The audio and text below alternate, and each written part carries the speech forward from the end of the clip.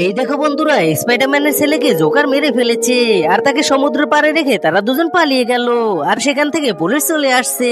এরপরে police স্পাইডারম্যানকে phone দিয়ে সবকিছু বলে দেয় আর স্পাইডারম্যান সেটা দেখে অনেক রাগারাগি করতে থাকে আর তাকে মেডিকেলে নেওয়ার কথা বলে। আর তখনই স্পাইডারম্যান তাড়াতাড়ি মেডিকেলে চলে যায় আর ডাক্তার বলে ছোট স্পাইডারম্যান একদম সুস্থ আছে। আর তখনই স্পাইডারম্যান জোকারের ছবি একটা লোককে দেখায় আর সেই লোকটা জোকারের বাড়িটা দেখিয়ে দেয়। এরপরে স্পাইডারম্যান দরজাটায় লাথি মারতে থাকে আর তখনই জোকার ভয় পেয়ে সেখান থেকে পালাতে চায়। এরপরে জোকারকে স্পাইডারম্যান ধরে ফেলে আর অনেক মারতে থাকে।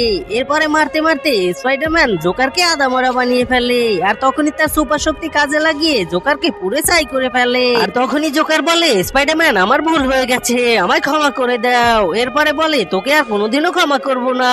বন্ধুরা, তোমরা যদি এই ছবিটা সুন্দর মনে করো তাহলে ভিডিওটা লাইক দিয়ে চ্যানেলটিকে সাবস্ক্রাইব করে দাও। আর তুমি 1 না 2 সেটা কমেন্টে লিখে দাও।